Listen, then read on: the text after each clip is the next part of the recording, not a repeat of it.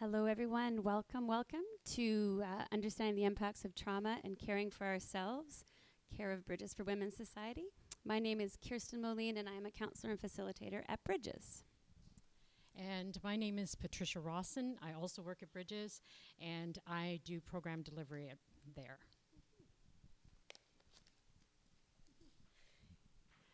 So I'd like to gratefully acknowledge the lands on which this event takes place as the Algonquin-speaking people, including the Songhees and Esquimalt nations, as well as the Wissahick peoples. Bridges is grateful to be working and honored to be working with women in this territory, as well as Métis, Inuit, and Indigenous women from all other parts of Canada. So, opening remarks are the following. Welcome once again. We are doing our slideshow talk, and at that time, we're not going to have questions and answers throughout. We're going to wait till the very end. So please hold that wonderful questions. And I think we're going to begin right away. Over to Patricia. Thanks, Kirsten. Okay, so welcome to Bridges, Women's Understanding of the Impacts of Trauma and Caring for Others. Today we'll be leading you through how trauma affects us all, what we need to pay attention to, and how we as helpers can take care of ourselves in the process. So Bridges for Women's Society is a pre-employment program that supports women, self-identified women, and non-binary people who identify with the women's community who have been affected by trauma to reclaim their lives. Our founding mothers understood the connection between trauma as the barrier to economic security. So what they saw was women returning to abusive relationships because they could not support themselves and their children. So for 31 years now, we have been delivering our program both in person, online, and providing guidance for others doing trauma work. What we know is that healing does not happen in isolation. Bridges is part of a community that supports women and has a vision of creating spaces, safe spaces for children and their mothers. Okay, here's what we're going to talk about today, our learning objectives. What is trauma? What is a trauma-informed practice? That's the lens in which Bridges works from every day. To understand and the involvement of the vagus nerve, that fancy name, and trauma responses of fight, flight, freeze, /hide. The 3 stages of trauma treatment. See how trauma and abuse impacts the central nervous system, each one of our central nervous systems. Self-care practice and nervous system regulation for practitioners in highly activating situations. And we're also going to learn some fun skills on how to ground some trauma responses. All of that and more. All right. So the definition of trauma is up on our slide. Trauma is an emotional shock after a disturbing event, and the emotional or physical shock that has lasting effects. In addition to emotional shock, trauma can be psychological, spiritual, and/or physical. What trauma does is overwhelm a person's ability to cope and manage emotions. So, trauma-informed practice at Bridges. This is what we do every day. We integrate neuroscience, neurodevelopment, somatic approaches, somatic meaning where trauma is stored in the body, mindfulness practices, and resilience enhancement. We come from a very strong belief system that each client we serve has great resilience because they've survived what they have up until this point. And our trauma-informed practice includes a recognition that symptoms are coping strategies rather than pathology. Okay, thank you. At the heart of Bridges and the work we do with women survivors of violence and abuse are these 7 practices. We're going to go over each one of them, talk about each one of these. So central to our approach is to work from a place of love and compassion with boundaries. As we are working with clients, there are some compassion principles that we follow. So being kind to ourselves, recognizing our limiting thoughts, allowing sadness, anger, joy, and humor about the stories, and seeing resilience and strength in others. We also talk about holding back assumptions and listening actively. And fundamental, we believe in people's capacity to change and heal. So core to our non-judgmental approach is knowing that being not judgmental encourages healing. We understand that shame is a byproduct of trauma and that judgment actually fosters shame. To move away from a judgmental paradigm, we cultivate curiosity and kindness. We hold everyone's voice as important and valued. We recognize that one of the offshoots of judgment is reproducing oppression. And then we also understand that healing is a journey, and each journey is unique. To honor self-determination for each woman who comes to Bridges, we provide a safe place for her to grow. Recognize that it is an honor and privilege to support another person. Hold clients as capable, able, and resourceful. And understand that empowerment happens through personal efficacy and choice. So through all that, we really spend time acknowledging and really validating the client's experience. So strengths-based and focus is knowing that each woman has inherent strengths. With a strengths-based focus, we draw out their strengths. We reflect on their experiences as rooted in resilience. And we believe that women we support will find their way. We acknowledge strength and diversity, and we reframe and validate coping skills. Social justice.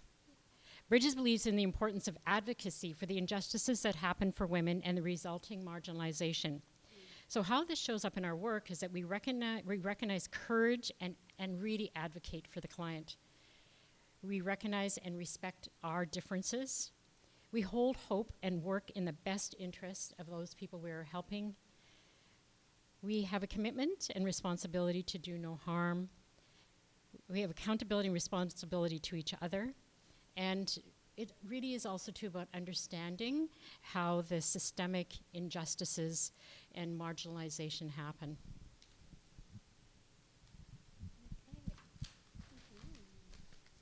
So we also, as we talk about the community, one of the best ways that we see connected at Bridges is through our graduations.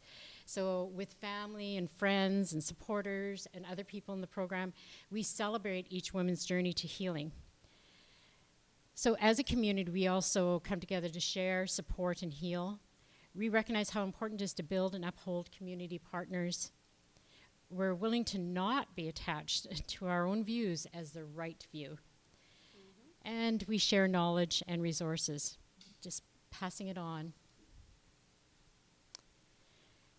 And the seventh, one of our principles is mindfulness. And mindfulness is about staying present for ourselves and others. So we see three components to mindfulness: valuing and prioritizing, remaining, and balancing. Mindfulness and attunement is about caring for each person from a place of interconnection. One of our repeated phrases at Bridges, for people who know, is the fastest way is slow. This is a way we listen to ourselves and provide care for others. In going slow, we want to ensure we are communicating with respect, compassion, and love. So, as you think about these trauma approaches, these 7 trauma approaches, here's a question to explore, and that is, how is trauma impacting the clients or community members you work with? Thank you, Patricia. Okay, trauma-informed practice. So understanding the impacts of trauma and abuse is central in forming a solid base to work with survivors of trauma. Knowledge helps us in upholding and widening our perspectives. So these are some examples. They're not an exhaustive list. This is examples of impacts that you can see either in yourself or in people you work with in your community as impacts of trauma. So cognitive or mental impacts, dissociation or challenges with being present. When you kind of feel like you go somewhere else and then you come back, or you take a bus ride home and you forget where you are and how you got there. That could be an example of that. Memory challenges, difficulty making decisions. So sometimes we freeze and we don't make any decisions. Difficulty concentrating, confusion. There might be flashbacks to the abuse or the traumatic event. Continuation of cognitive and mental impacts is maybe replaying the traumatic event over and over. Again, having a sense of leaving yourself, your body, losing track of time, abusive or negative self-talk. This is one of our bigger ones, and a direct impact of trauma is talking really, really negatively to ourselves. So being aware that that is an impact of trauma and trying to reshift it and say gentle things to ourselves can be what we do to support our women and ourselves in healing from trauma. Sometimes it can be difficulty communicating. It's really hard to say no and set boundaries when we've had an impact of trauma if it hasn't been safe in the past. So doesn't that make sense? It'd be hard to say what you need. Challenges learning or following instructions. That can be an impact as well. Some of the psychological and emotional impacts, feeling of helplessness or powerlessness. The powerlessness particularly because when abuse and trauma happens, it's when we've lost control or we've lost choice. So doesn't it make sense that we're in a place of feeling powerless? Grief and loss, it might be from the event, or it might be lost time because of the event and not being able to engage in life in the way that you wanted.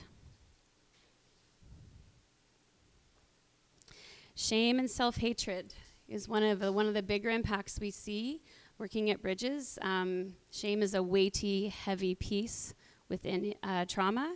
It can keep us immobilized. And I would say that's one of the focuses that our women talk about all the time, trying to shift that, to reframe it, to say, hello, shame, there you are, I see you. And then what do we do with it? Anger and rage. We do a great workshop called Anger Mountain. It's probably good for all of us in the world to take. Talking about how the anger and rage can be an impact of trauma. It can be that fight response being mobilized. It can come out in many different ways, which we're going to get to a bit later. Fear and anxiety, that's such a common one.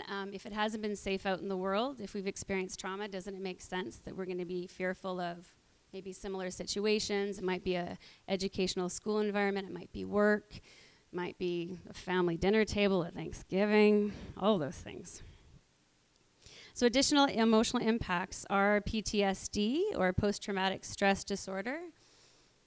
A lot of our women at Bridges get diagnosed with that. Panic or panic attacks. This can be a really challenging thing for someone to settle themselves, to be able to engage in life in the way they want. Suicidal thoughts, which is connected to the feeling of hopelessness or helplessness or powerlessness, especially at this time of year. Our Christmas time is a very triggering time for any survivor. Nightmares, that could be a replaying of the traumatic event as well in our unwaking life. Depression, and I would say impaired boundaries, or unhealthy boundaries, or unclear boundaries. I think we prefer unclear to unhealthy, don't we? Yes, because we're trying not to add any more shame to anybody. That doesn't it make sense that we don't have necessarily clear, healthy boundaries if we haven't had those honored in the past before? Relational impacts. This is how it shows up. Lack of trust in self and others. perhaps the self-criticism, or self-hatred, that negative self-talk.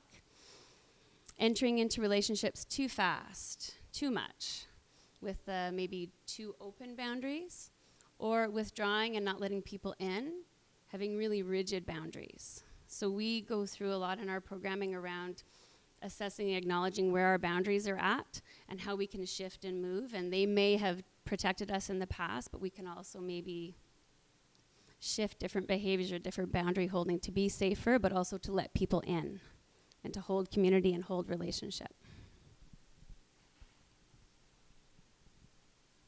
Okay, so isolation, as I was mentioning, sometimes when we get hurt or we've been unsafe, we say no one's gonna ever hurt us again, so we lock our door and we don't talk to anybody. So that is a real impact, which when our women come to Bridges, they are really engaging in a big courageous step every single day. One of the actual intentional pieces of trauma and abuse is to isolate survivors. So sometimes coming out of that isolation and connecting with the community and others is the work. Chaos and crisis in relationships, that might be the norm, or that might be something that's familiar. So then sometimes we gravitate towards what's familiar, maybe not necessarily what's healthy. Loss of custody of children when that chaos is happening. Difficulty communicating with authority. I think that's one of our biggest things that we talk about with any impacts of trauma. If someone's in a position of authority, it's a power differential, so doesn't that make sense if we've had our choice taken away or someone's abused their power over us, that we would have a challenging time when that shows up again. Even if they're a wonderful, lovely boss, we just may have a real unhappy situation sitting in front of them. Hearing even great feedback about your job, it might be just really rattling anyways. So we acknowledge that, and we do a lot of work one-on-one in counseling and in our groups with this piece. Difficulty managing conflict. With conflict, we have to identify what we need, what we feel, what we want. If that hasn't been held safely before, or we haven't been supported before, doesn't it make sense that that would be a challenge, that would be a place we kind of avoid? And then to connect with that, our last piece is challenges with healthy assertiveness, which we practice and practice and practice every day at Bridges, personally and professionally. That's right.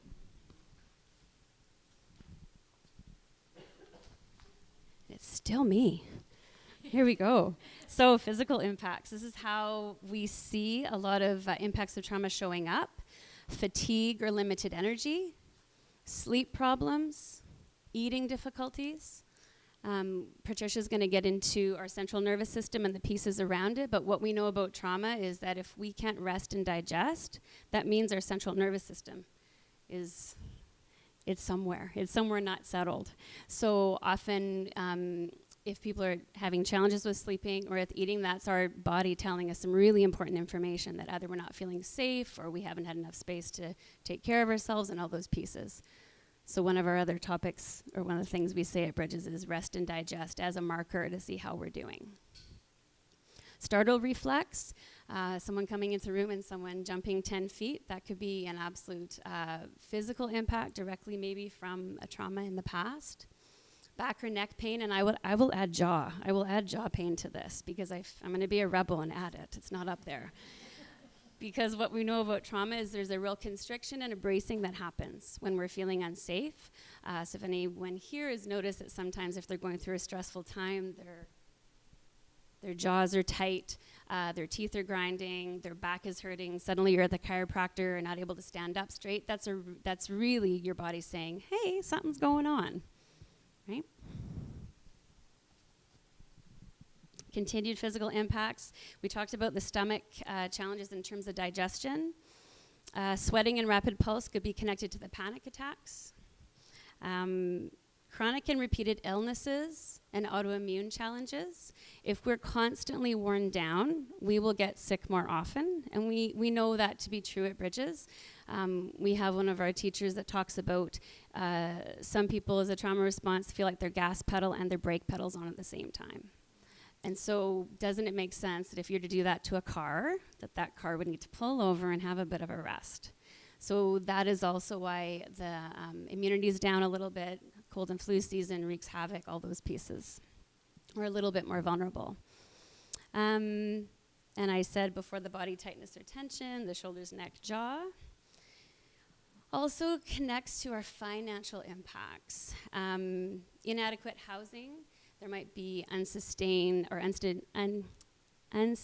employment because of the impacts of trauma, maybe with the challenging time with dealing with conflict, dealing with authority figures, and that joblessness or rotation in and out of jobs may be a reality. So housing to secure that is really challenging. Ongoing worry about debt, which is a real reality for a lot of our women we work with. Poor nutrition and health, this is all connected to poverty and the impacts that it directly hits survivors.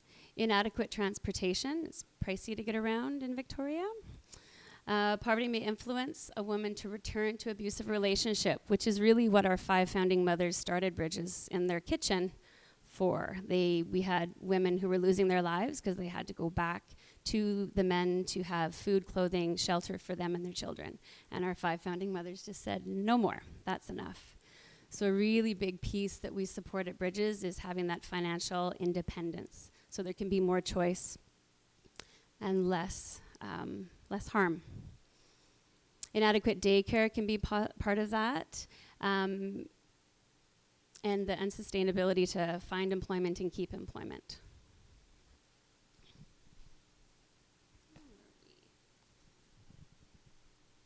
All right, substance use impacts. To cope with trauma, people may turn to substance use, which feeds a cycle of shame and self-hatred. In isolation and privacy, shame grows. It's like a power pellet plant. It just goes exponentially. Increased isolation due to secretive behavior, also lying or stealing to maintain that habit, which then there would be more shame attached to that. Results in physical or mental deterioration. So it's that gas and brake pedal on at the same time, that exhaustion level. Includes other behavioral addictions such as gambling, technology use, exercise, food, and sex. It's whatever that we use to navigate the feelings that we don't want to feel. We call that a management strategy. So some of the impacts of substance use: vulnerability and exposure to further violence and abuse. Neglecting personal and family safety needs. Becoming entrenched in the cycle of chaos and maybe the cycle of abuse. Spiritual impacts of trauma: despair about the world on a global sense, or an existential sense. We've had that, yeah. Anger, helplessness, a sense of meaninglessness, loss of faith or hope, either in ourselves or others to hold us and support us, loss of purpose or motivation, and disconnection from culture and community. So back to that piece around we can't heal in isolation. If we're isolated from pieces that support us, it can really impact our traction to support ourselves. And I'm looking at that list and I'm thinking, wow, that was a lot of things, like I know. how trauma affects people. Yeah, and sort of, absolutely. on so many levels too. Yeah. I think I was really hearing it this time in Were a different you? way. Yeah. First time. Yeah. In front of everybody. Okay, so there's one piece here that we just like to leave in this component of the talk from Thich Nhat Hanh. When we have been in contact with great suffering, we must make contact with great kindness and nurturing. The world is also a great place of beauty, daily miracles, generosity, and kindness. Kirsten? Over to you, Patricia. Thank you. Okay, so this next part is really talking about what is happening when we experience trauma. So we're actually going to go into the biology of it. Very fascinating. So the first part is talking about the Triune Brain, and it's a model of evolution proposed by Paul D. MacLean. So he was saying there's 3 distinct structures in the brain that follow an evolutionary path. So the first part is the lizard brain in the brain stem and the cerebellum, and it's where our fight or flight response is. And this is where our automatic responses happen. The mammal brain is our limbic system, where emotions, memories, and habits are formed. This is the part of our brain that is used when decisions are made. The human brain is the neocortex. It is where language, abstract thought, imagination, and consciousness appears. So this is our rational part of our brain. So, and the next slide is a picture of the three parts of the brain. And so what we know about trauma is that it shows up as a fight, flight, or freeze response. So let's talk about each one of those and what they look like. So if you see somebody who has a fight response, they will be argumentative, pick fights. They might take offense in the smallest of conversations, and their words and language may be extreme. So one of the things is when you see someone in the fight response, you may, as a practitioner, conclude that this person is too aggressive to work with, when really it really is the fight response. So how you might see a client who has a flight response is if we're doing an intake of bridges, for instance, they'll only do part of the paperwork. And at other points, they may leave or hang up the phone, things like that. And they have a hard time staying in the room or maintaining eye contact. One of the things that you may think if somebody's in a flight response is they're just not interested in changing or getting any help. The third way, how you might see a client who has a freeze response, is there might be forgetfulness, personal neglect of themselves, children, appointments that they may have, and they may have a hard time leaving the house. We see a lot of people who have agoraphobia as a result of trauma. And generally, it sometimes looks like they're not really paying attention. So one of the things when you see a freeze response is you may conclude that the client is unmotivated or lacking ambition. Can you help me with this? Because I think I ran out of hands. So it was sort of, if you could, Okay. So one way to think about the triune brain is to hold up your hand in a closed position, like Kirsten's doing. And the neocortex is the top three knuckles. And the limbic brain is a small finger. And the brainstem is, the brainstem is at the base of the hand. So from a side view, the neocortex is the top of the folded forefinger. The limbic brain is the thumb. It's real tucked in there. It's tucked. And the brainstem is the base of the hand. So one more part of the biology is the amygdala. Has anyone heard of an amygdala? I can't stammer.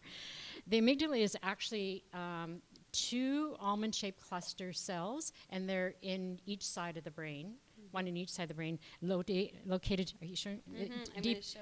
Okay, right there.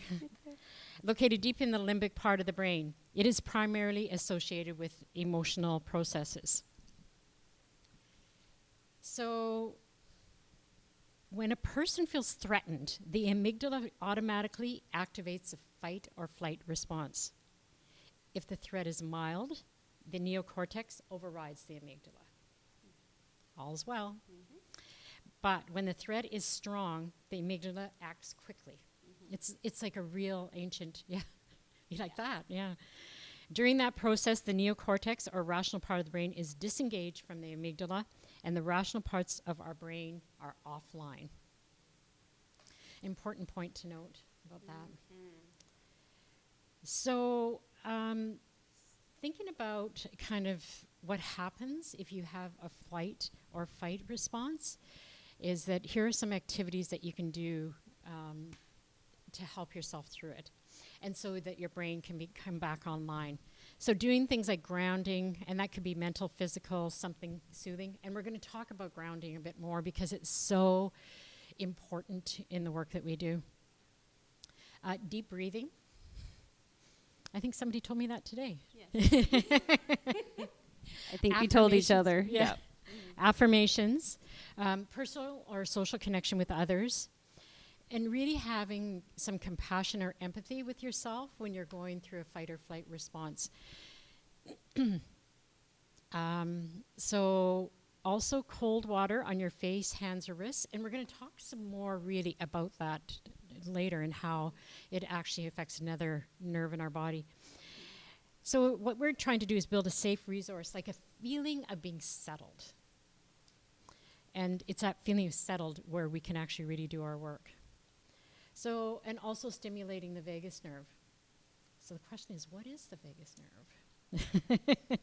I'm going to tell you now. The vagus nerve is part of our autonomic nervous system. We have rehearsed that. The system has two main branches. So the sympathetic part of the vagus, or the sympathetic part of the autonomic nervous system prepares us for action and includes the fight, flight, freeze response. The parasympathetic is that whole thing that Kirsten was talking about earlier, about that whole rest and digest part. So we have really developed this vagus nerve over time. Oh my gosh, it travels from the base of the skull and it goes two directions. So downward through all the organs and the stomach, and upward through the neck and eyes, nose, that thing. And so one of the very intriguing things about this vagus nerve is that 80-90% of the nerve fibers are dedicated to communicating the state of our viscera, which is really our organ system, and communicating that to the brain. Yeah, it is amazing. So our vagus nerve is important in helping us remain calm under stress. The autonomic nervous system creates a complementary tug of war, which allows your body to maintain inner stability. And I really want to reiterate that actually those two systems work extremely well together. So here is a picture of our sympathetic and parasympathetic systems in action. So on the left is the fight or flight response. You may have guessed that. And the sympathetic system is like we were talking about earlier. It's like a gas pedal. And it thrives on adrenaline and cortisol. On the right is definitely a more relaxed state, I'd say. The parasympathetic is like the brakes on a car. It uses neurotransmitters like acetylcholine and GABA to lower the heart rate and blood pressure. So I'm thinking now about how to create a sense of calm and also to encourage that in other people you may be working with. So stimulating the vagus nerve will engage and encourage, I guess, the parasympathetic system. So try these when you want to create a calming response. So splash cold water in your face or put ice on your eyes and wrists. It's very interesting, this one. And deep, slow breaths. Meditation, you're not surprised because meditation works on everything. Positive social connection, mild exercises, foot massages. And then activities such as yoga, tai chi, acupuncture. And singing or humming is interesting because it's sort of like the vagus nerve is really at the back of the neck, and so when you hum or you sing, you actually really engage the vagus nerve, and laughter. Yeah. We laugh a lot at Bridges. Not because trauma's funny, but it's an important thing to engage. And one of our colleagues talks about it being like an inside body massage when we have a really big belly laugh. That also means that we're having emotional engagement with other people. So if we can be present and laugh, that can be proof that we're healing, that we're engaging in that way. Okay, first stage, trauma treatment on the front line. These are the 3 pieces that we put in all of our workshop rooms. First is creating safety, then honoring and grieving the past, and then connection to community and resources. And it's not like we do one and then we complete it and then we go on to the next and then we complete that. Sometimes we bop back and forth and all around. And what we always ask our clients to do, and we ask ourselves to do, is always go back to creating safety as the first step. So we're going to talk a bit more about that now. There are many ways to create safety. If you're meeting with the client, we talk about accessing and planning with her to increase safety. So back to what Patricia was saying earlier on in the talk, that it's not what we think, it's actually supporting what they believe is also going to be helpful. Safe people, places, and activities. That might be really, really, really new for some people you know, either in your personal or professional life. And the key is to identify what is safety, who will support us, listen to our boundaries, let us speak for ourselves, all those pieces. That's considered creating safety with safe people in a trauma-informed lens. Safe community resources such as Bridges for Women's Society. Safe thinking and self-talk. So if a direct impact of trauma is negative self-talk, we support our women and ourselves to rewire our brain by practicing or acknowledging the negative self-talk is there and say, what could I say that would be different or opposite than that? And drug and alcohol recovery support. We know that addiction is very closely connected to trauma, so anything that will be extra supportive to create that safety and acknowledgement and transparency. Again, addiction can breed in isolation and the shame. That's some ideas. Part of creating safety is passing on some grounding techniques. I think we could be called grounding Bridges for Women's Society. That's what we do every day, all day, which we love. So we validate experience in their feelings, reassure clients that they're not weak or worthless or crazy, and mirror the strengths, courage, and resilience. Often women who come to us are thinking that somehow it's their fault, that somehow they're weak, somehow they asked for this abuse and trauma. And so we really work very, very carefully with reframing that piece and honoring the resilience they have had to employ to get to us for that first phone call. And mirroring back strengths is really just saying, well, you're here today. Yeah, I am here today. What did you have to do to get here? And then there's 4,000 things on a list to get out of our house sometimes, right? All right. It continues to be me. So the second stage that we were talking about and highlighting is grieving and honoring the past.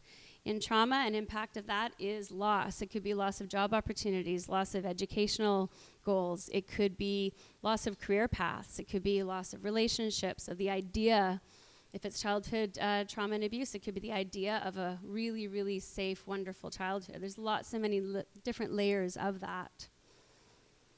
So how we help this is to normalize intense feelings of grief and loss, that it's a normal part of healing from trauma. Relate the feelings and memory that the feelings and memories come in waves.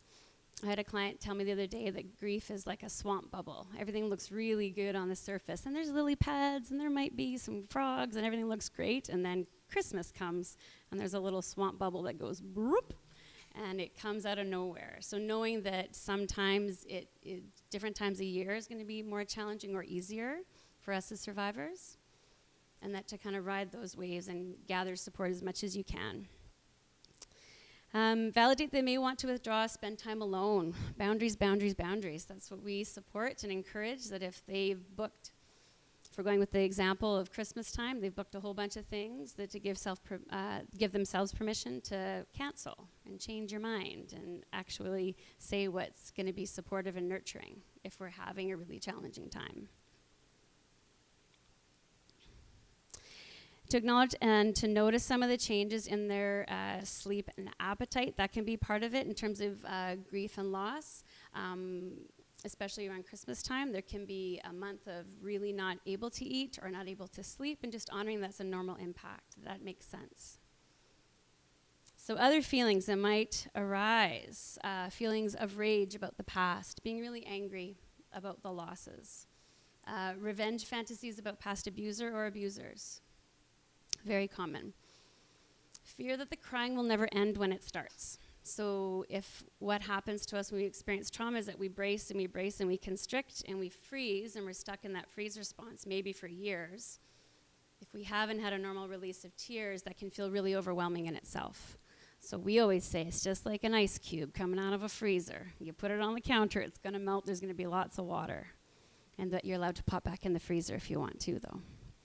Cravings for substances that bring pleasure or numb pain or both can be very, very all part of the grief and mourning and loss. What's the next? Oh. Third stage of trauma treatment is connecting to community. So for Bridges, our clients coming into group workshops or coming in to connect to any of our programming, that is considered part of community connection. There could be many, many, many other areas in the community to do that. I'm a little biased. Bridges does it. So normalizing the need for the support, that we can't heal in isolation, and that connecting to the world and safe people is really crucial in our healing.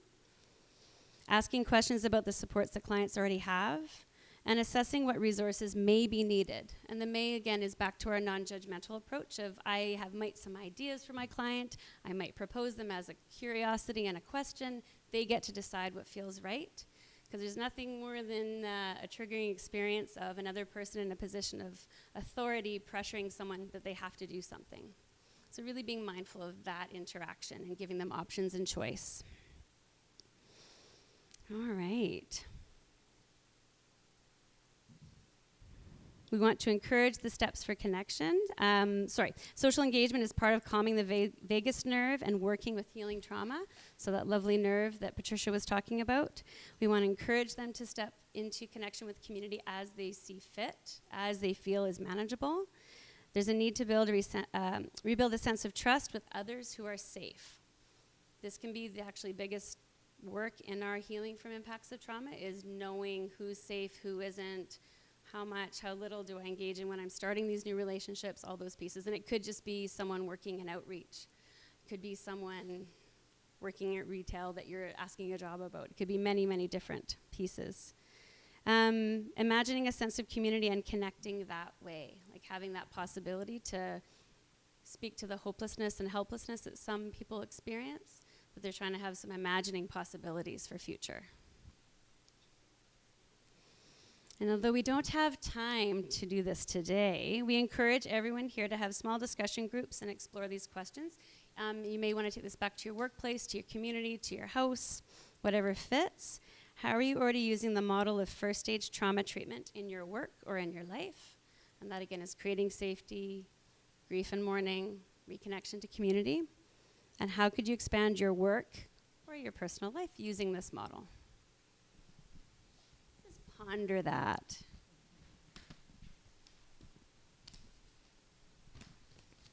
We have a lot of really good information we wanted to share. So here we go. Blankets of support. As a frontline worker, we consider what we call our blankets of support, taking care of ourselves so we can take care of others. So that typical saying of we can't fill someone's cup if our cup isn't filled first, I would say is a kind of a mantra in the halls of Bridges for ourselves as practitioners, but also for our clients. So this could be people we work with, other workers who support people, and accessing our own community supports. We also support others by caring for ourselves and our own vagus nerves. And this comes out pretty clearly if we're about to go into a workshop situation or a counseling situation, and if I can't feel my feet and I feel like a floating head and I've kind of gone dissociated, that's an indication to me that I need to do some work to take care of myself. So when I become less floating head Kirsten, then I can be more into my senses, into my body, my vagus nerve is settled, and then I actually can be present in what I'm facilitating, present in how I'm supporting others. So that mindfulness is also part of what we as a staff employ every day. So we're walking our talk as well. So those ways could be mindfulness, meditative practices, touch work, breath work, movement. Sometimes it's just running up and down the stairs, running around the block. Various forms of body work, voice work, and caring for our body's needs, and that could be I'm thirsty, I'm hungry, I haven't had enough sleep. Could be many of those basic needs. So supporting our team and community involves the social engagement part of the vagus nerve, connecting to others. What can you do, is what I'm going to ask all of you, just to quietly say or silently say in your mind. What can you do together as a team, if you're bringing this back to a team, or if you're here with your team, or individually to support yourself or each other? And here are some ideas, which sounds pretty similar to what we were saying before, except laughing and playing are connected, which is good, or added. So for our live stream folks, what's on that list? Liz, if you could go back, sorry. The mindful meditation, touch, breath work, movement, body work, caring of basic body needs, water, rest, nourishment, company, solitude, voice, singing, laughing, and playing. Back to that laughter, it can be, you can shift an energy of constriction very, very quickly if you have a big old belly laugh with someone, which we do all the time. Thank you. Over to you, Patricia. So here's an exercise for supporting another person. This exercise is a part of our training, and you may want to try it with a supportive person. We can't do it within the confines of this event today, but what you might want to consider is, what is a supportive message that you really need to hear right now from about your own work in the community? And this is, it also, I think, is a good message, or a good question to ask ourselves, and about what we really need. Okay, so we're moving into grounding, and we're talking about the whole idea that it's an integral part of the work that we do at Bridges. So reminding that an activated, or we also use the word triggered, right? Nervous system means the neocortex is offline. So the idea in grounding is to be present in your body in the here and now. And grounding also consists of skills to help you manage overwhelming trauma-related emotions. So that's a basic thing about it. So one of the things that we really think about at Bridges is how to work with the nervous systems that are in the room. And so when we do groups, we have a guideline that talks about the idea of headlines, not details. And the reason behind this is, like, when people tell their stories, there is a possibility that they can become ungrounded from telling their story.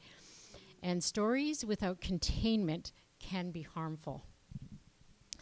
So really, grounding creates a safe base for processing trauma.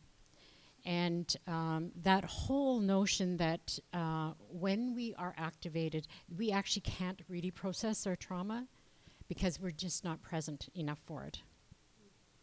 Or lots of our brain is kind of offline. So if we think about even how big that neocortex is, there's a lot of our brain offline. So there are three major ways of grounding. So one is mental, which is focusing on your mind, having conversations with your mind. Physical, so really focusing on the senses and kind of what's happening inside your body. And the third is soothing, and it's how to talk to yourself in a very kind way. So we have some examples of grounding here, and grounding or containment techniques, and we're going to go over them. One of the first ones is called 5, 4, 3, 2, 1. Has anybody heard of that grounding one? Yeah. Yeah, thank you. And so maybe we can do it. You want to do it? Mm-hmm. Okay, so I'll do it. What are 5 things you can see? So this example would be, I see pink lanterns, I see a pink hoodie, I see a pink light. There's a lot of pink. I see Alicia, I see my boot. So just describing your immediate environment to remind you that you're here and not somewhere else, to be present. Right. So the next one is 4 things you can feel. And so sometimes we think of feeling as emotions, but we're really talking about a real tactile thing. So again, to remind us that we're here to be grounded in this here and now. I might feel my toes inside my shoe. I might feel my sit bones on the chair, the microphone in my hand that I want to take home and just walk around my house with. What else? What else do I feel? I feel the paper in my hand and my hair on my shoulders. Perfect. Okay, and 3 things you can hear. I hear techie equipment, and I don't think I could tell you what the techie equipment is because I'm a counselor. I hear a fan, and I've heard your voice. Yeah. Great. The other 2 are a little trickier. 2 things you can smell. And sometimes if we can't smell anything, we think about something we like the smell of. So I'm going to do that. Okay, perfect. I'm going to be a rebel. So I like the smell of lavender, and I really like the smell of cinnamon buns. And now I'm really hungry. Yes. Yeah. And then the last one is 1 thing that you can taste. I can still taste my coffee, which I'm so happy about because I love coffee. That's it. So usually when people go through those 5 things, there's a real sense of really being in the room. And it happens like even before the last 2 often, yeah. Is that what you noticed too? Yeah. I noticed, yeah.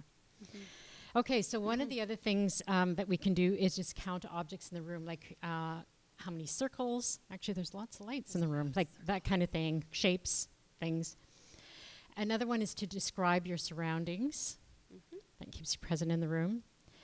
You can ask yourself questions like, what did you do yesterday? Or what did you have for dinner last night? Those kind of things. Noticing your feet, which you did earlier, your chair support, your back. Some people use a touchstone like a rock or fabric, and that keeps them very grounded. And affirmations, which are soothing statements that you could say to yourself, like, I have this. Look at us on stage. We are doing it. Exactly. Yeah. And some mindfulness stuff like, what do I know for sure? What do I know for sure? So you can, and it can be very present. Like, I know for sure that I'm sitting in this chair holding this paper, holding this microphone, like that kind of thing. So, so other grounding techniques, we talked earlier about the whole idea of breath. So then I heard this once from a psychologist about the idea of when we breathe in, that our breath in should be shorter than our breath out. And so you'll see that one of the breathing things is to breathe in to the count of 4, hold to the count of 7, and then breathe out to the count of 8. And there's many ways to do breathing. But one of our favorites is the VU breath. And so it kind of sounds like a foghorn. So I'm going to encourage everyone in the room to practice your VU breath. VU. Actually, we just sound like a foghorn. I know. Look at us. So the VU breath has lots to do with stimulating the vagus nerve.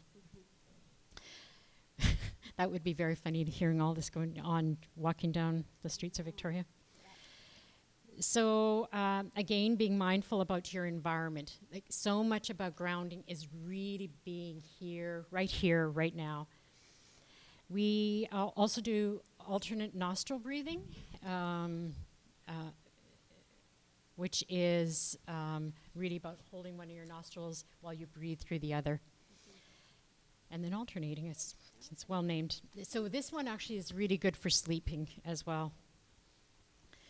So interestingly, part of grounding, and which we do at Bridges, is really doing mini art projects like coloring, that kind of thing. So we also think about grounding activities out there in the world, connecting with others. Here's some ideas kind of things you can do to ground.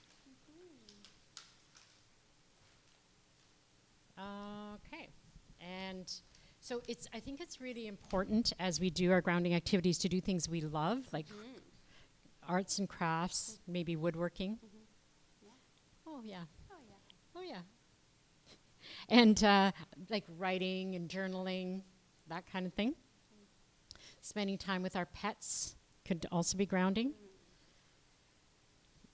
So Liz, yeah. So if you could, There we go. so Yeah. here's some ideas. We're going to switch over. Some of the things I already said, but so really, really important that that we all sort of think about what kind of grounding techniques actually really align with us, what really fits for us. So I'm going to actually lead you through an exercise right now, which is around the whole idea of internal resourcing, and it's around our favorite location. So if you can think of a place that holds meaning and safety to you, it could be in nature, could be in your home. Often homes are safe places for us. Sometimes they aren't, but yeah.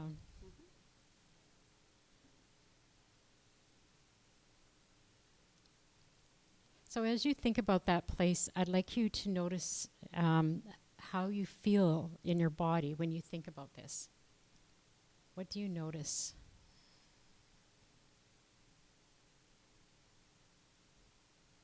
And then I'd ask you another question, like, where do you notice it?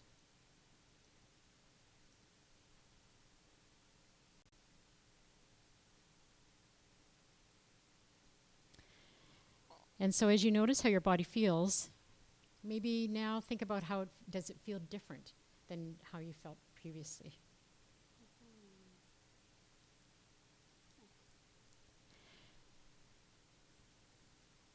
And I think part of this, when you do this exercise on your own, if you take some time for it and really feel it, mine is always in the middle of that lake. Yeah. Mine's always at the ocean.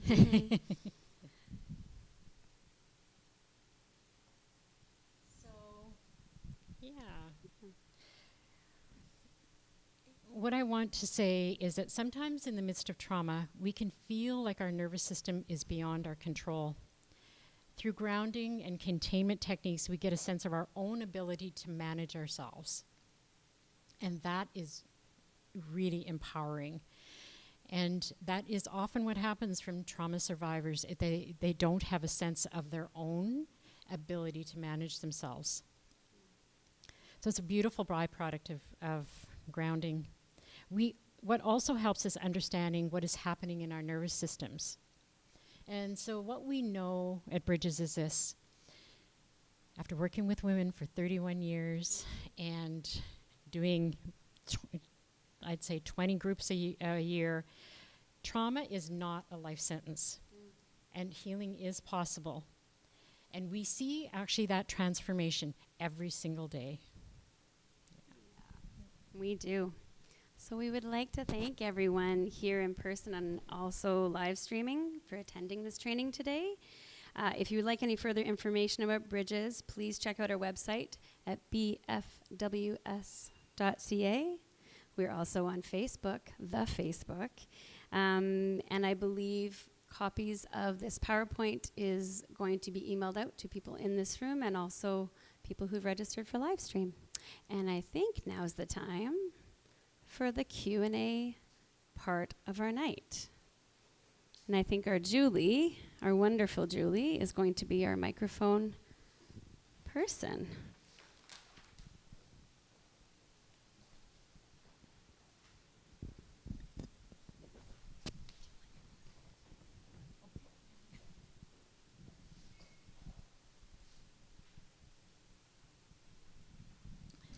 So, any questions, thoughts?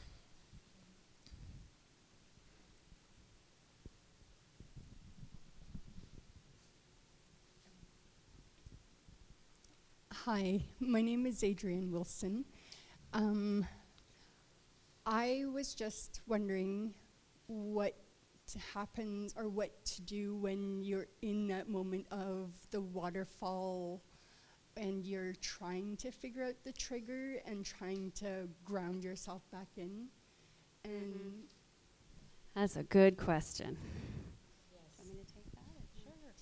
So, back to our triune brain, doesn't it make sense that if we are in the middle of a trigger or being triggered or we're having a trigger experience, which we as humans can't control, that happens without any power over, our brain is flipped, It's offline. That rational part of thinking is offline. So it's hard to figure out the whys and have it kind of all make sense in that moment. So what we encourage and what we know about impacts of trauma and supporting ourselves is trying just to say, okay, and if it's the waterfalls or the, I don't know if that's what you're speaking of, like the ice cube idea, or the waterfalls of emotions. Yeah, for sure. So if there's waterfalls of emotions, that's your body telling you something really important. So often we as survivors override those impulses that our bodies is telling us, or that information, or we've been taught to override it and not listen to it and not honor it. So part of the healing process can be slowing that down and just trying to really gently acknowledge, okay, I can't stop crying here if that's the example. What do I need? Can I get to a body of water if that's my grounding strategy? Can I excuse myself from class or from work? Can I find space? Often if we're having a trauma response, it can be really overwhelming. That the overwhelm can be on top of the overwhelm, and then shame can be on top of the shame. If we're like, oh, I can't even be at school without crying. What's wrong with me, right? That can be that internal negative self-talk as a direct impact of trauma. So your body's telling you something, so the idea is try and just attend to yourself in that moment, attune to what you need. And it's going to be different for all of us. I think one of the things up there, grounding, was like Sudoku. And I was like, no, Sudoku is like the last thing I would do. But I'd hold a stone in my hand, right? And then again, creating safety, those 3 stages of trauma treatment. So creating safety, so it might be a safe person that respects your nose and respects your boundaries and respects you as a human being. And then it might be letting yourself cry, which is that grief piece, and then connecting back to community. I think part of it too is that we were talking about earlier about that whole thing of slowing down. And so sometimes our impulse when we're really activated is we want to do something about it. Like we were talking about that whole idea of figuring it out. And if we remember that our brain is offline, we actually probably won't even have that ability to do it. So I sort of think about the practice maybe of just doing nothing, like just sitting. It's like if we, until we can get all those other practices going.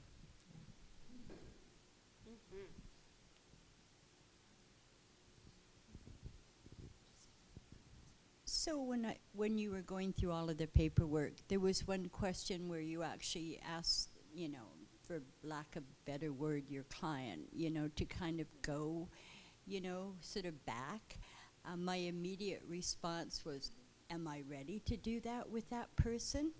I know who I can do that with and who I can't do that with. And that's the whole timeline thing. When you're working with people. Oh, yeah. I mean, when you put that up there, I went, yeah. You're like, yeah, no. Yeah, Yeah. Because that would just invoke, a whole, am I ready to handle all of that? Be really careful when you do those questions. Be prepared because, it's difficult when you're working in a community that is it's really difficult when you're working in a community where they're challenged and there's so little support for them except for maybe you, and so that was I looked at that and went, oh, okay. And that's the thing is we all have to know the scope in which we work with people and to know what makes sense for what we do, whether we're here professionally or personally. One thing I will just clarify, and I apologize if it wasn't clear, is that the headlines, not details piece that Patricia was talking about, we, like at intake at Bridges, we ask different questions than maybe someone who goes into a Work BC site to look for jobs and go onto the computers and use a resource room. There's going to be very different information asked. And what you're threading through is such a beautiful piece that we have to be mindful of the triggers, honor their history, not have them, and especially talking about such hard things to people you don't know. That can even be a trauma-informed way of saying, hey, you've just met me and here you are in front of me. I can understand how, if it might be, or how is this for you? Like always giving them choice.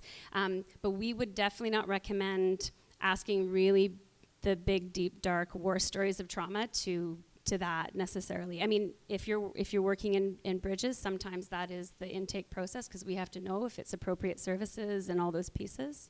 and having enough time and client having choice. And yeah, we have to know our scope and create safety in that way. And I appreciate that feedback for sure. Yeah, thank you. Yeah. I think also what came up for me is, and we talk about a lot of bridges, is the whole idea of boundaries. And so, you know, for each person, for each one of us to know what our boundaries are. And it's a bit of a process, right? Learning kind of what your boundaries are and saying that aloud. So, yeah, thanks. Thank you so much. There's a saying, hurt people. And so in an experience where there's someone that is in their fight mode, and so as a counselor or a roommate or a friend or a partner, on the receptive line of someone who is in the fight mode, I mean, for me personally, I experience what you had up there as emotional shock. And so it's that space of, I appreciate all the grounding tools that you've offered, and yet what do you do, what can you do to respond in a way that when you're in that emotional shock place? Where you're not creating more, because if someone is engaged or mobilized their fight response, it can feel really scary for people who've had trauma, for people who haven't, depending on how they're presenting. So absolutely, yes. If someone's presenting with a fight response, the number one thing we encourage anyone to do is get themselves safe. If it's someone who's abusive, that's a whole different kind of ballgame and conversation in terms of there's no amount of grounding and communication strategies we can do to change anyone's behavior, particularly people who are abusive. So honoring your receiving end piece is really, really important, and getting safe, having a place to go. If it's a roommate, having maybe new agreements when someone isn't heightened. What we know about when we do our workshop, it's called Anger Mountain, takes like 4 to 8 seconds for someone to lose their cool, have that anger response. It could be 24 to 72 hours for someone for all those anger, adrenaline chemicals to settle. So sometimes it's knowing when to have those conversations, and if you're living in a situation that you're unsafe, you're allowed to get out. Essentially, that's what we focus on, right? But the piece around working with people, if they're having a fight response, sometimes if clients are presenting that way, some people just say, okay, that person can't be served. And it might just be them like clenching their fists and going red in the face. Oh, I can't serve that person. That's not going to work, right? So referring to other services so they can maybe manage or get supported or get honored that that's a trauma response to be able to come back into relationship with whatever community agency they're working with. But yeah, you're allowed to take care of yourself, and you're allowed to move on out, if that's the example you gave. Yeah. Does that answer your question? Okay.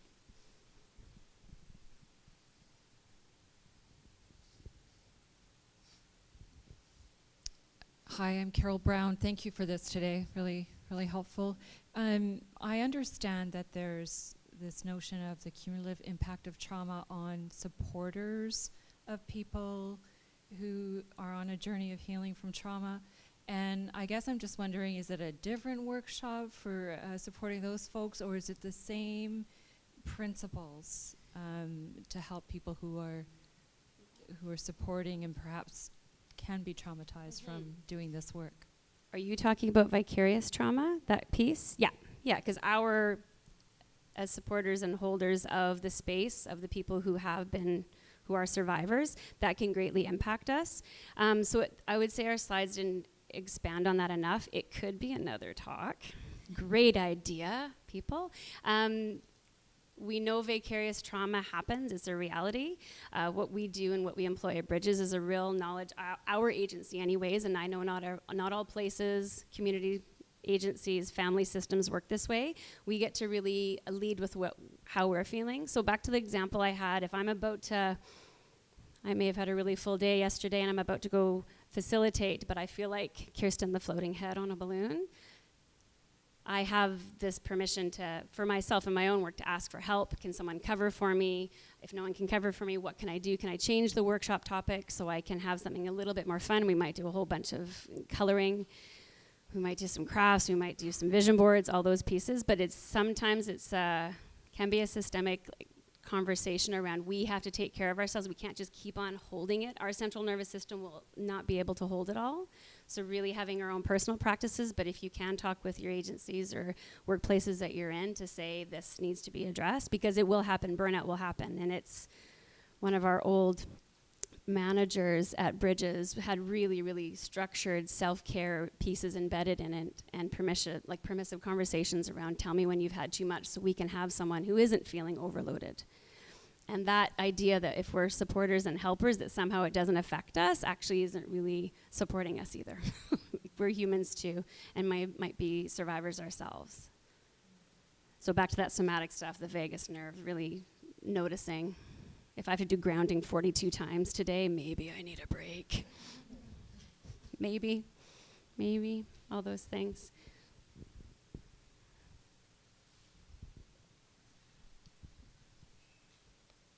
I had a question about the parasympathetic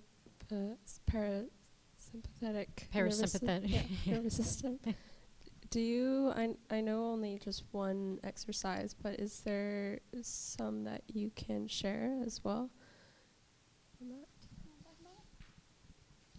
You're talking about like engaging our parasympathetic nervous system, like calming it down? Yes. Yeah.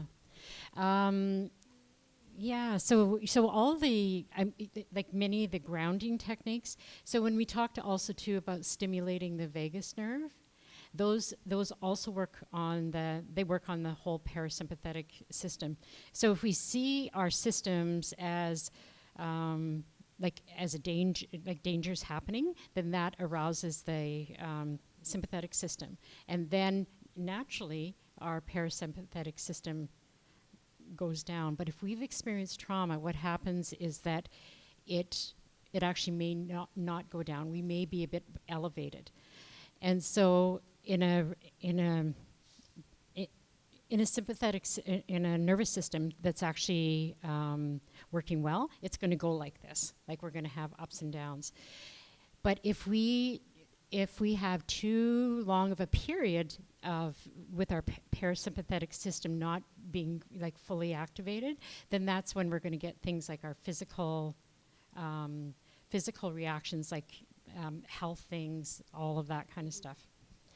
So in terms of thinking about really engaging that parasympathetic system, there was one of a new counselor at Bridges or a new facilitator at Bridges who had this it's a very clever kind of thing. So do one thing a day that is about self-care. Do one thing a week that's about self-care. Do one thing a month that's about self-care, and then do one thing a year that's about self-care.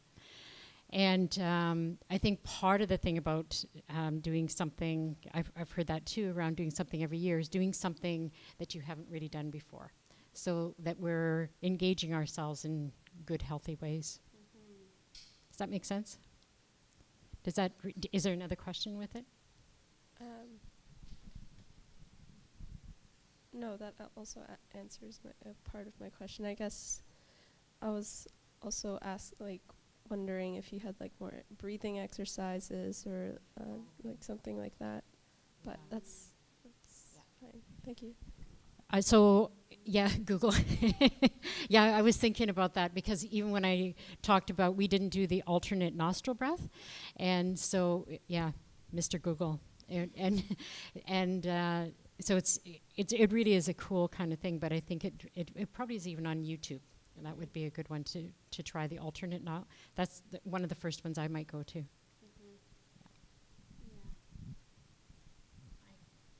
Hi, my name is Monique.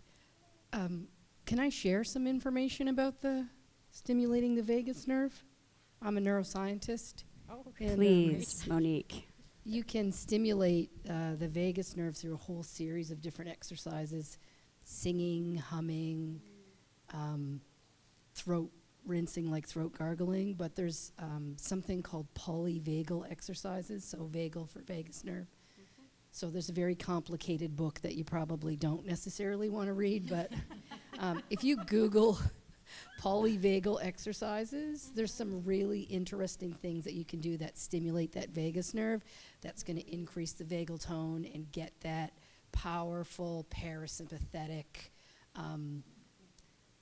memory, that powerful parasympathetic response that just allows you to rest.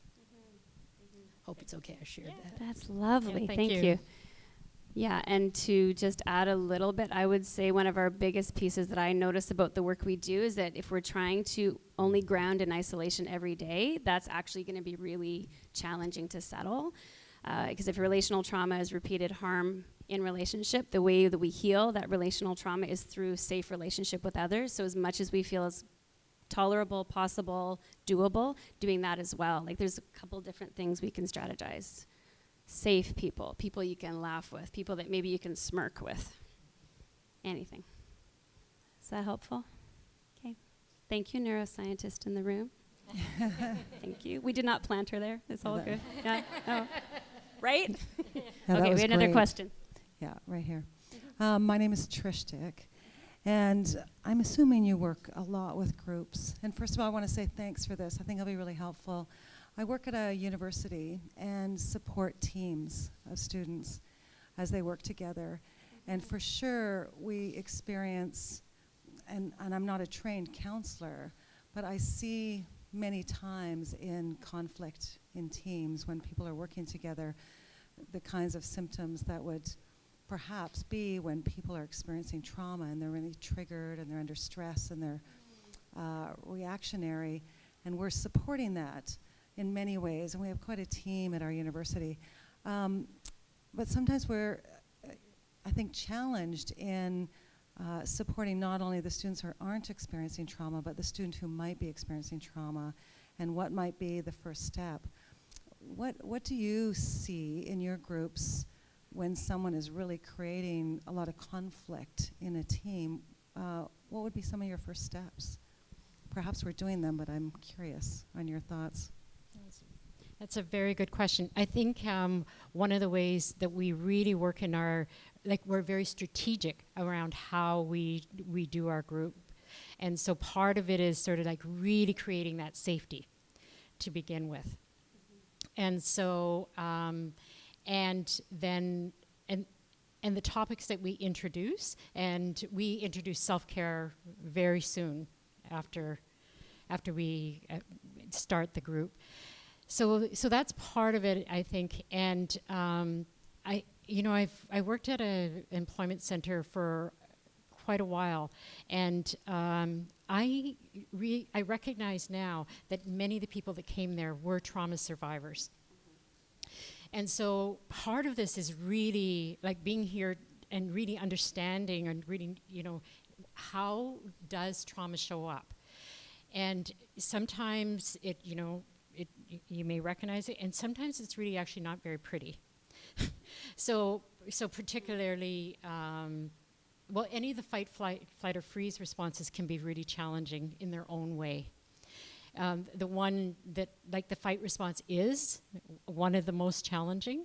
And if we remember that this person's neocortex is offline, and so not trying to rationalize anything with them. I think it really helps. And so sometimes what I did when I was working in the employment centers is said, we actually can't have this conversation really right now. Let's book another time when you can come and see us. Yeah. And I would say, to dovetail to that not every place is bridges, where we do workshops on boundaries, how to navigate our anger, how to navigate our fight responses, all the pieces that we showed tonight, we have embedded in our 6-month programming. What I would say outside of that specific workplace, in different workplaces that aren't necessarily eat, sleeping, and breathing trauma-informed care, which sounds like you're possibly in, that you're trying to do a subject, you're trying to support the students, get the work done, and then the conflict and trauma responses are happening. That's what I'm hearing. Often, I think this is the biggest piece for me when I started working with people who are survivors and working with myself, that choice is taken away when we experience trauma and abuse. So giving people as much choice as possible. So avoiding the have-tos, like giving options.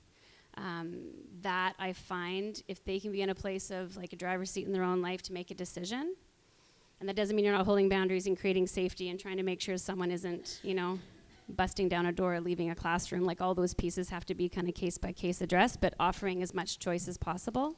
Because any kind of flicker of you have to, you must, you better, you ought to, you should, can be really, really challenging if someone's having a trauma response. And it's also a nice human being thing to do, as, you know, giving someone choice. Shocker. Yeah.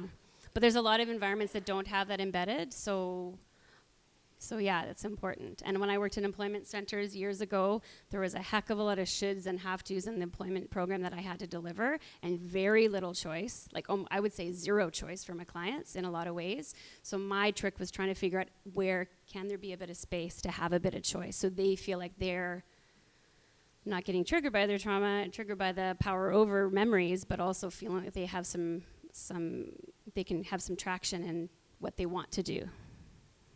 And sometimes it's just acknowledging, like, I know this sucks, this is hard. You got to do this for this grade. Yeah, okay. And if that's true, that can be true. And if you're choosing to stay in the class or choosing to stay in the program, what do you need? What can you do to help yourself in that way? Yeah, you're welcome. Mm-hmm.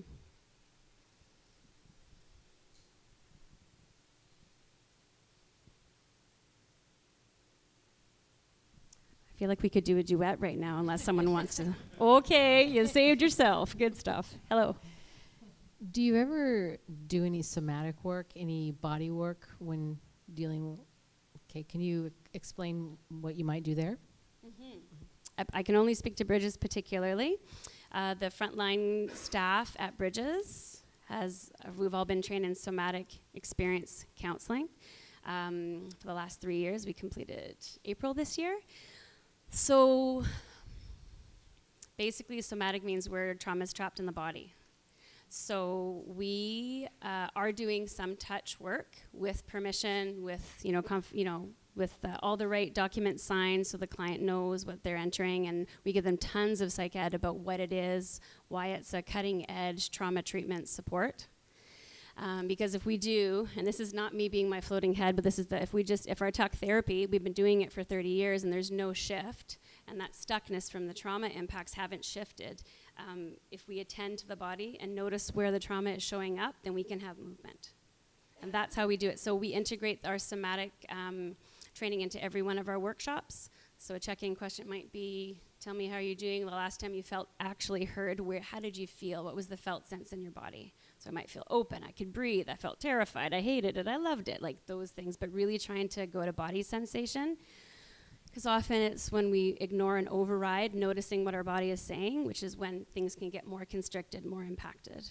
So I would say maybe 2 or 3 of our staff are doing maybe touch work, but in my counseling sessions, personally, I do a lot of asking people how they're feeling, what they're noticing in their body as they're talking about, where they feel resourced, where they feel solid, all those pieces. I want to also give a real interesting example because I was in classroom one day and a woman came in, and as we're doing her check-in, she said that she was almost hit by a car. And you could tell that like her whole body was kind of really engaged. And so what I said to her was, she wanted to tell the story of it. And so this is challenging because we have a whole room of women. And so if she's telling her story, that could really activate them as well. And to do healing, we actually don't need to tell our stories. So I said to her, so tell me what you're noticing. And she says, I noticed that I'm shaking. So, which is a pretty normal response. And so I said to her, that actually is a pretty normal response. It's the way our body is trying to release all that energy. That actually was quite helpful to her right at the get-go. And then I just kept asking her, so what else do you notice? And so I spent probably, I would say only like 2 or 3 minutes with her. And she had already shifted. So that ability, that somatic ability to just really notice kind of what's going on with our bodies is just, like it happens so profoundly and quickly as well. Mm-hmm. So we don't need to figure it out. And she didn't tell her story. She didn't further trigger herself. She was able to settle from that and still be heard, held, and cared for expertly by Patricia. So yeah, which is part of creating safety, which is why somatic work is exciting, because you don't have to tell your big, bad, ugly war stories to yet another counselor. You can actually have a different entry point, we call it. Body sensation, imagery, other things. Yeah, it seems like understanding that it's energy in the body and putting the focus there as this is energy in the body and where is it and what's it doing and what's the shape, and putting the focus there takes it out of the story, and that you have the power to move that energy through breathing it out or breathing it. I think that's pretty much the most effective way, is breathing it out, and wrapping your consciousness and your love around it. You know, that kind of is where I'm curious whether you do it that way. So The interesting thing about my story, though, is that, you know, there's, 12 other people in the room. And so they got to see this in action. So if they had a trauma response, and it's like, oh, that's how you do it. That's so simple. Yeah. And I would say, to kind of dovetail to what you were saying, was that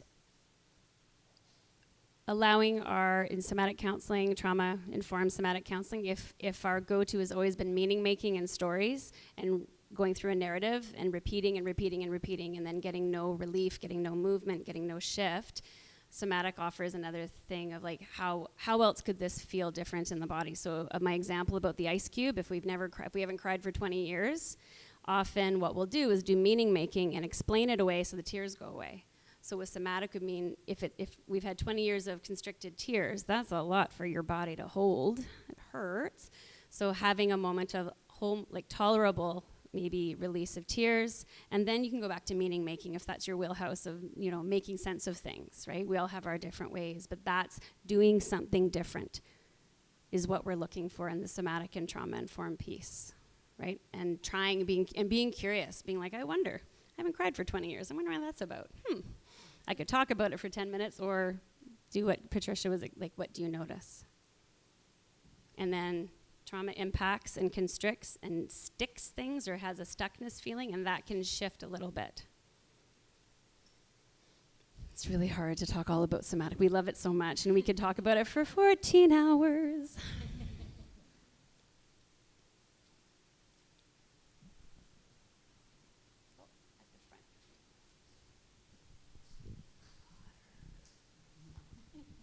Hello, thank you for the presentation. I'm Kat. There's an intersectionality between trauma, mental health, issues related to migration, refugees, and crisis. So my question is, have you developed a uniform integrated treatment program, or do you usually apply separate techniques or separate programs depending on persons of concern? I love intersectionality questions. Thank you. I would say the lens in which Bridges works from is trauma lens, but that trauma lens comes from social justice. It comes from any othering, any oppression, any racism, sexism, ableism. All those lenses are part of it. Our founding mothers were 5 really gutsy, kick-butt social workers that put it together for that intention. The mission statements continued on for that way. I know that our specific somatic training for our frontline staff, there was different components that we talked about. People, if they're coming refugees and fleeing war-torn countries, that's a very different way of holding space, but it's within the same context of trauma-informed lens. And that was probably, I think, in terms of people fleeing, like Somalia, would be some things that come to mind right now, that maybe the clients have only known war. So coming in, our expectations of coming and sitting in a workshop and talking about how you're doing and, all those things, we have to shift, engage, and know that everyone's gonna have their own experience. They're allowed to have their own experience, and that we definitely navigate and hold space for whatever their experience is. But really the focus is trauma-informed, and there's many different ways in which people can be impacted by trauma. It could be bullying in the workplace, fleeing war-torn countries, sex trade, sex trafficking, domestic violence, all those pieces. So, yeah, we constantly, or I think every Monday morning we do a case consulting for like 4 hours, and we are constantly having that intersectionality kind of question. I'm like, are we serving the women in the best way we can? What do we need more? Do we need more training? Do we need this, all those pieces, depending on who's coming through our doors. We notice if there's something we need to do better or different. Always with the anti-oppressive lens, too. Yeah. Thank And you. I would like to add on to that as well that, you know, Bridges program is a 6-month program. And so while our people are attending group, they also have one-to-one counseling services. So things arise, and then they can work through with their counselor. It's a very powerful way of working together, because group really works, and people need one-to-one kind of thing. Every situation is unique. If I can just add something, you just mentioned the Somali refugee ongoing crisis. Like even after the Syrian refugee crisis, UNHCR introduced like a new term, which was the human devastation syndrome, which also relates to the context of trauma. My last question, if you allow me, would be, probably your main target is working with women. So to what extent do you see like the guidelines you apply in trauma treatment do apply to the treatment of men and boys? Thank you. I would say, and I think I'm understanding your question, so please tell me if I don't have it. Are you asking for other services or other ways to work with people who aren't women or identify as women? Is that like in Victoria services, or would we work differently?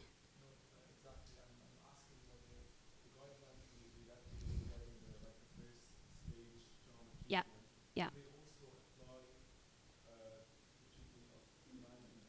Yeah, great question. Thank you for being patient with me. So the question for our live stream people is that would the strategies of the 3 stages of trauma treatment being creating safety, grief and mourning of the past, and then reconnection to community, is that just for women, or could that be applied to men and boys? And absolutely, that is absolutely for any survivor. Our founding mothers focused on women specifically, which is continued, or women who identify as women, and that's our continued mission statement. But we know that Men's Trauma Center in Victoria does incredible work. Any trauma-informed lens is going to be important. Our founding mothers also, with the feminist lens of social work, that's also part of what they, impacts women statistically way more than men. But also, I would say, a lot of our conversations talking about how to include the conversation on healing everybody, because if we have to, like a non-toxic environment for everybody to grow up in, and having safe boundaries and respecting others and all those pieces, that's so important. So we believe that Bridges should be for everybody. And we're hoping one day, aren't we? Yeah. For sure. Yeah. We're hoping that, really what we're hoping is that we're actually working on trauma, and we're working ourselves out of a job. And there's no more trauma in the world, but yeah. That's the goal.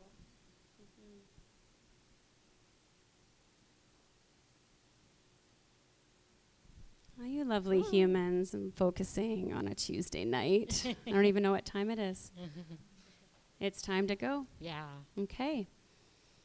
Well, the live stream people and in-audience people, you'll be getting the our slideshow. Thank you so much for coming and honoring yourselves and hosting us and being so supportive and lovely.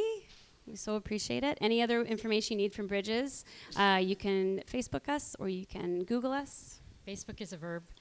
You can Facebook us. Yeah. Anything you want to say, Patricia? I just want to thank everyone. It's really like learning about this stuff actually helps change people's lives. And we think that sometimes our small place in the world doesn't really make an effect, but it is so true that, compassion and understanding really does help others. Change. Yeah. That's what I want to say. And thank you.